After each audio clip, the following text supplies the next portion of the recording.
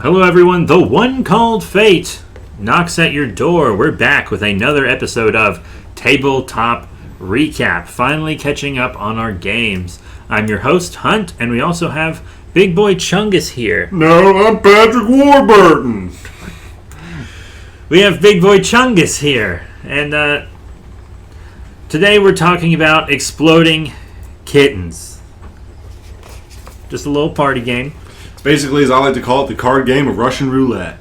Yeah, it's quick to learn, quick to play, for ages 7 and up, and for 2 to 5 players. The box says, a card game for people who are into kittens and explosions and laser beams and sometimes goats. How about, before we go any further, we roll for initiative? 11. 14, but it's your game, so I'm going to pass it off to you. Okay, so Exploding Kittens is one of those games where it's real easy to learn, real quick to get through, and you can play it many times before people feel like they're done playing it. Yeah, it's a party game, so it's supposed to be fast and play over and over with a large group of people. So basically the way it starts off is you have the deck of cards, which has a variety of cards that allow you to do special things, and just some cards with some goofy designs on it. The main 2 cards of the set are the Exploding Kittens, which are in the forms of bombs, and diffuse cards, which are basically meant to negate the bomb effects. Each player starts off with 4 cards plus 1 diffuse, and each player goes through the deck, drawing 1 card at a time until they hit a bomb card. And basically, just like I said, Russian roulette, you keep drawing cards and Exploding Kitten cards until only 1 player is left. Yeah, and we only played with 2 players, but I feel like you should really play with the max, like 4 or 5. Yeah. Definitely.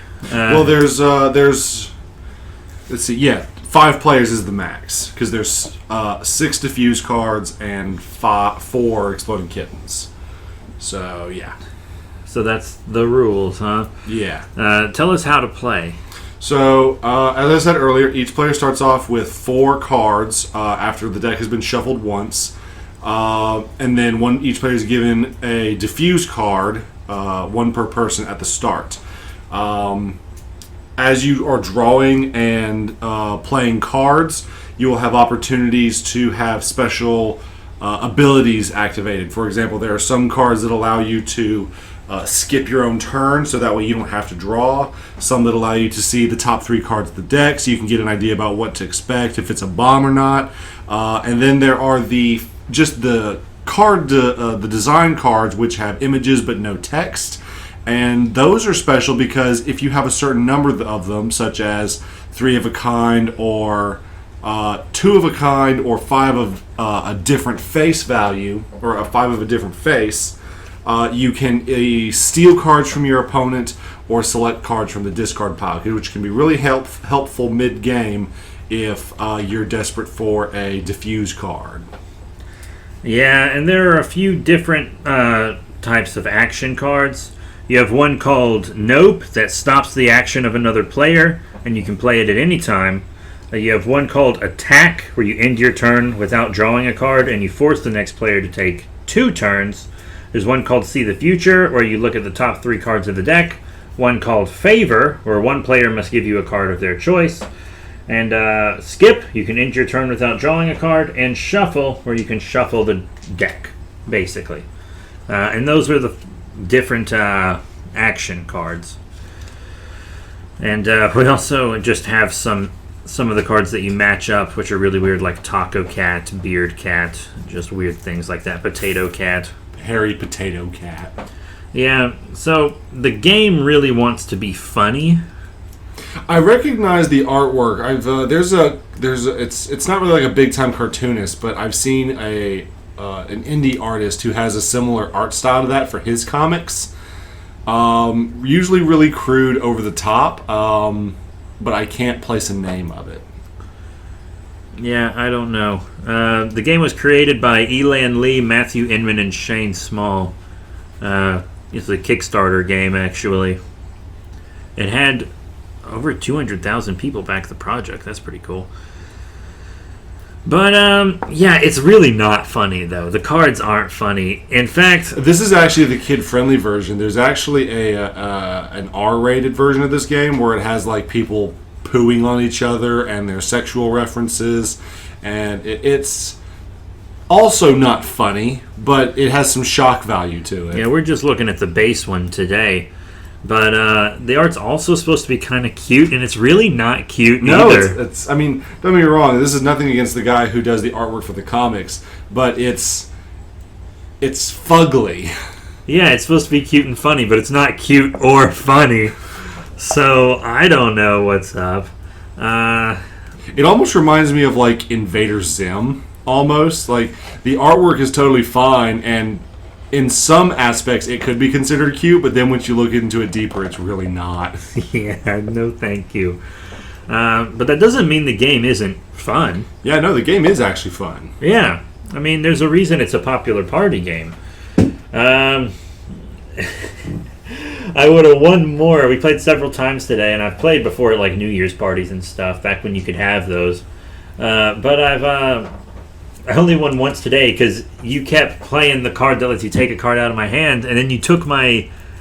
I kept stealing your diffuse cards. Yeah, you kept stealing my diffuse cards. I wanted to say disarm for some reason. And the thing is, I kept doing like the most basic form of stealing where I pick a card randomly from your hand, and I just kept picking your diffuses out of them. Until the next game when I took all your diffuses because I figured out where you keep them in your hand. So I kept taking them from you. You mean where I actually shuffle my hand and I just have no clue? Yeah, no, I figured they were always on the end, so whenever I took an end card, it was always a diffuse. Oh. Yeah, they always ended up on the ends, I guess.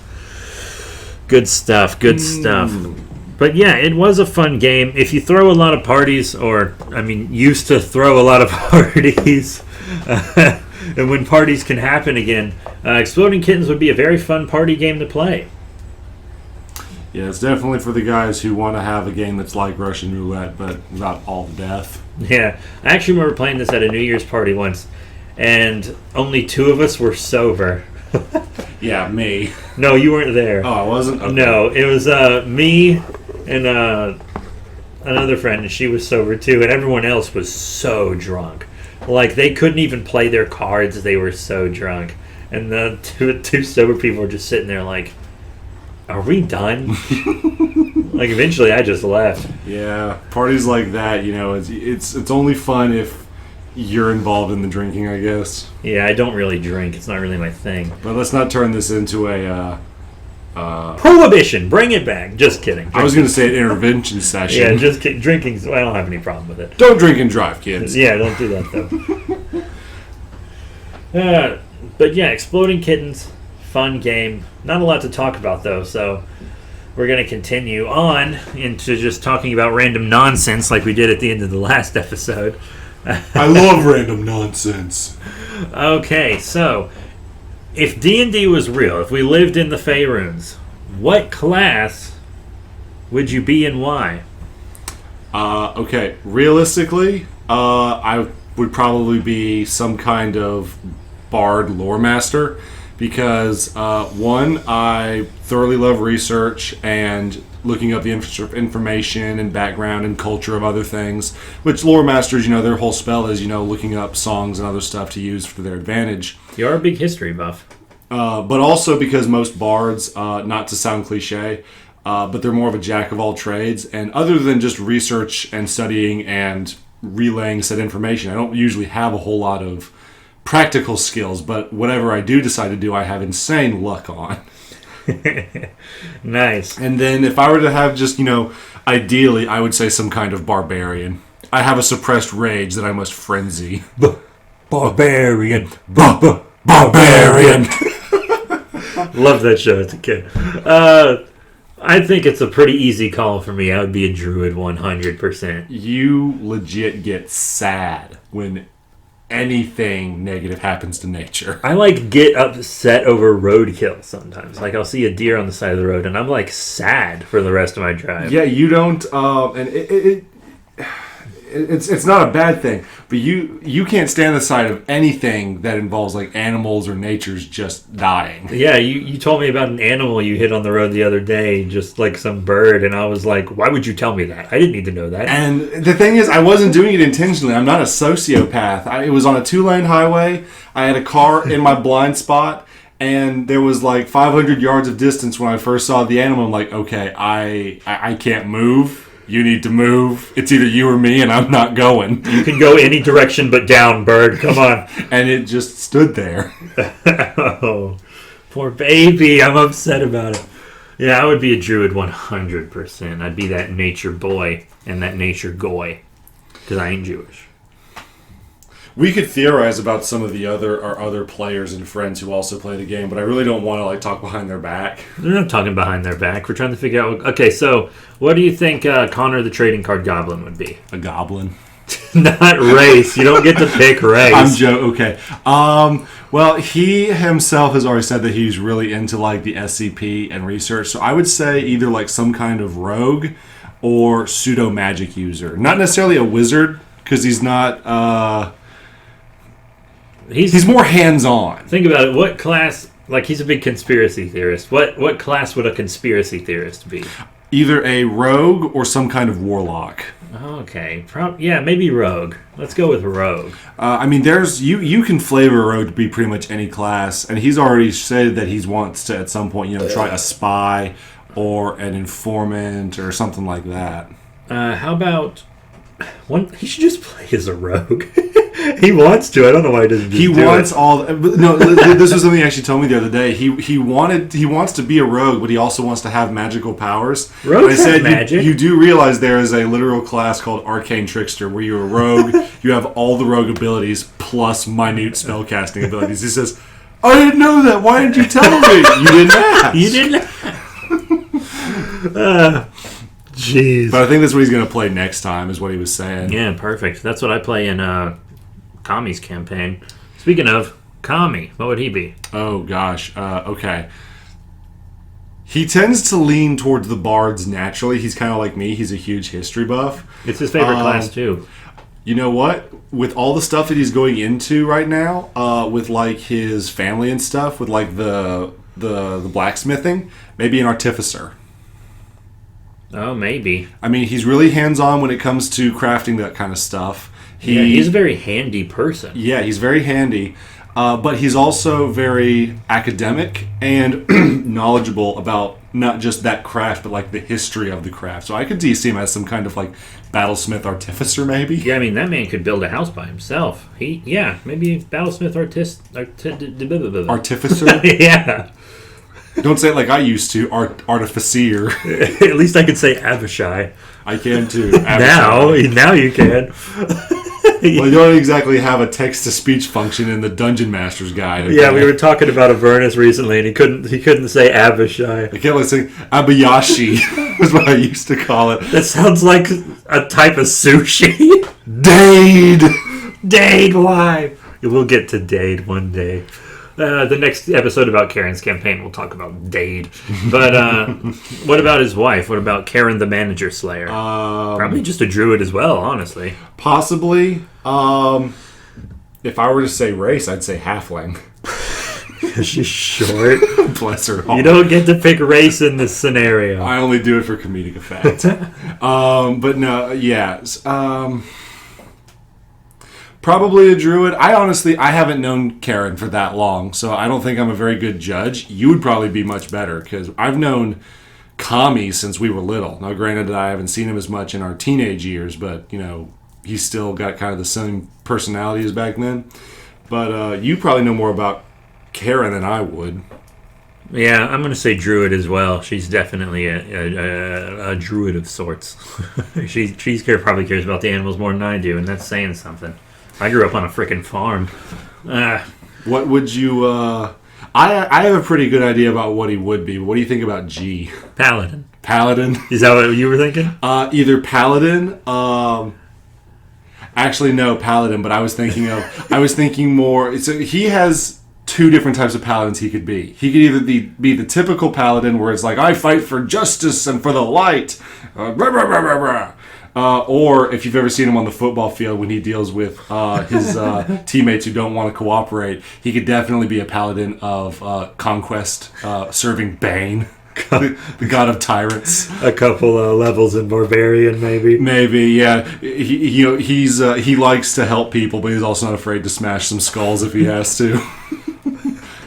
But definitely a paladin on his best day, barbarian at his worst. Both of you are barbarian at your worst. We're big guys, and we have some suppressed angers on certain subjects. We're just waiting for that moment where we unlock our frenzy ability. Yeah, I saw what you did. I saw that. I'm angry. You wouldn't like me when I'm angry. I have this unbearable need to smash. My pee-pee cancer. We're sorry. We were watching Adventure Bros. I wasn't going to go there. Season 6 premiere. Check it out. God, I love that show. I hate that it was canceled. Okay, one more person, and probably the newest player to our group, D-Legend. You know, I don't know. I don't know him near as well as you do, so I'm going to leave that up to you because I've only hung out with him a few times since I've met him. Definitely a monk, I would think. Oh, he ever since I've known him, he's always been a fan of martial arts media, whether it was anime, mixed martial arts. He loves fighting games. He also loves fighting games like Street Fighter and Tekken. Big, hand-to-hand combat guy. Not to the extent that he's like a weeaboo or anything. But it's a genuine interest, and I kind of respect that about him. So I would definitely say either like a monk or some kind of fighter who focuses more on hand-to-hand stuff. Okay, yeah, I guess monk makes sense. That is what he's playing in your campaign, after all. What kind of monk is he playing in your campaign? Well, he hasn't gotten to the level that... Because see, with a monk, all monks are the same between levels 1 and 2. They just are hand-to-hand fighters. They get their... the monastic tradition is what defines the type of monk you become, which is basically like the Paladin's Oath. Yeah. And I think he was leaning more towards the monk of like the... I don't remember the exact name. It's like the monk of the 5 fists or 5 fingers, whatever it's called. It's basically the one that's like Kill Bill, tap your body in 3 places and then stop your heart. Yeah. He. I told him what the different versions are. He didn't like the version... that basically turns you into Avatar: The Last Airbender. He wasn't a big fan of the Sun Soul, which is like a combination of priest and monk, where you fire sun blasts and can heal people. He really liked the idea of going whole hard into the just killer monk bad A. Killer Monk, now on Amazon Prime. Love it. I'd watch it. Tonight on pay-per-view, the Killer Monk versus Velocipaster. Versus Wolf Cop. Oh, triple threat. There should be a Velocipaster Wolf Cop crossover for real. That's not tabletop games, but it should happen. But yeah, we this is actually kind of fun. I'd really definitely like to hear some of our other players give their comments about what they think of us and our other players. We should get them on this. Yeah. So, one more thing before we go. It's another TTRPG thing. Neither of us have played Pathfinder, but what are your impressions of Pathfinder? Mine? Yeah. Well, from what little I've seen with YouTube and Harmon Quest, it definitely seems different, but it still holds the same mechanics and things that make Dungeons & Dragons fun. Like, you've still got a lot of role-playing heavy elements. They've got some different skills and abilities that you have to work with than D&D. I think one of the things I like most about it from what I've seen is the variety, because, Dungeons & Dragons, you've got about 24 skills you can work with, and you kind of have to be creative, and then you've got like 6 stats. From what I've seen with Pathfinder, there's a lot more to do, so you have a lot more choices. But I think I'd still prefer D&D. Yeah, for me on Pathfinder is if it wasn't another high fantasy TTRPG, I'd probably play it. And I know people are immediately thinking, oh, Starfinder. But I just don't really know if I want to be playing 2 high fantasy TTRPGs. That being said, I do think it looks pretty cool. The first edition was literally just the D&D 3.5 rules, but now they've changed it up a lot and kind of become their own thing, more or less. with 2nd edition. Plus, their miniatures are on par with D&D's. They're made by the same people. The miniatures are. The miniatures, NECA, Hasbro, and WizKids. Oh shoot! Yeah, it's the same. They're in the same type of boxes and everything. Just different molds, I guess, for the individual figures. Yeah, it's just Paizo characters instead of Wizards of the Coast characters. Well, that explains a lot. Yeah. I'll probably get some Pathfinder miniatures at some point, even though I don't play. I still collect them, and most of them can be used for Dungeons & Dragons anyways. But Pathfinder has some interesting classes that Dungeons & Dragons doesn't, like the Vigilante class, where you can like just be Batman and stuff. So like a monk artificer. Yeah, you can be like the Green Hornet or something. With a gun?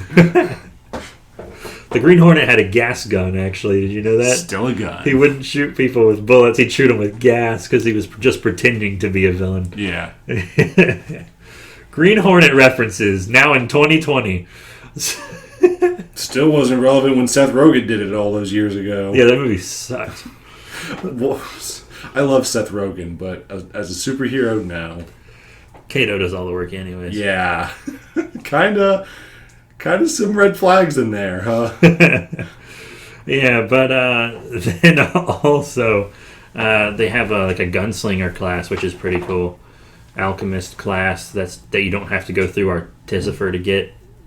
And their goblin lore is way cooler than Dungeons & Dragons. In Dungeons & Dragons, goblins are just like a pest, basically. To an extent.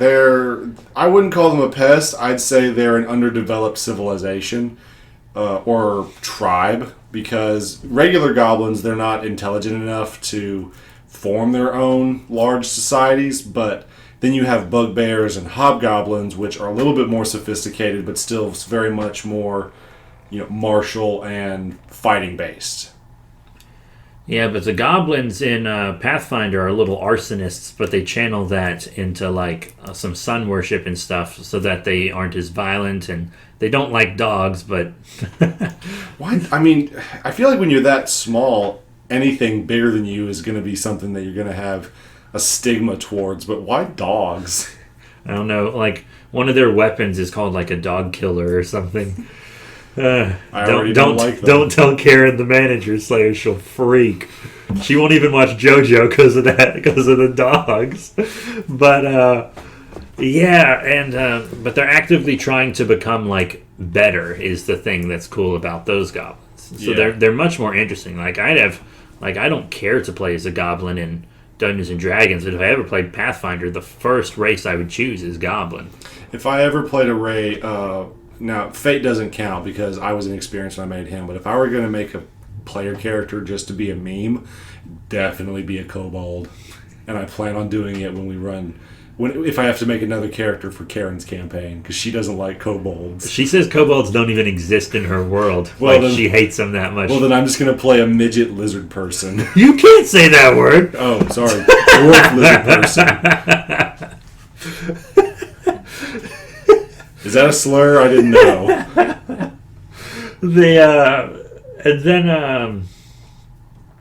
So that's kind of our thoughts on Pathfinder. Maybe we'll give our thoughts on Starfinder next time. But I think we've got enough. We're running a little short this episode, but that's just because Exploding Kittens is a short game.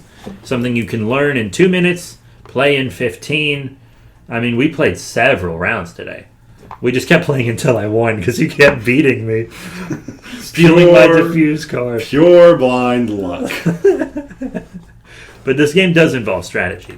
You do need to have some forethought. And if you're really good at counting cards, like you know how many of each card is in the deck, it's very easy to win. Yeah, there was one point where we had a few cards left, and I just went, that's the Exploding Kitten, and then I drew it, and it was the Exploding Kitten, because since there's only 2 of us, you play with the number of Exploding Kittens minus 1 to how many people are playing, so there was only 1 in our deck, and I was like, that's going to be it. Was that the one where I stole all the diffuses? Yeah, you stole all the diffuses from me.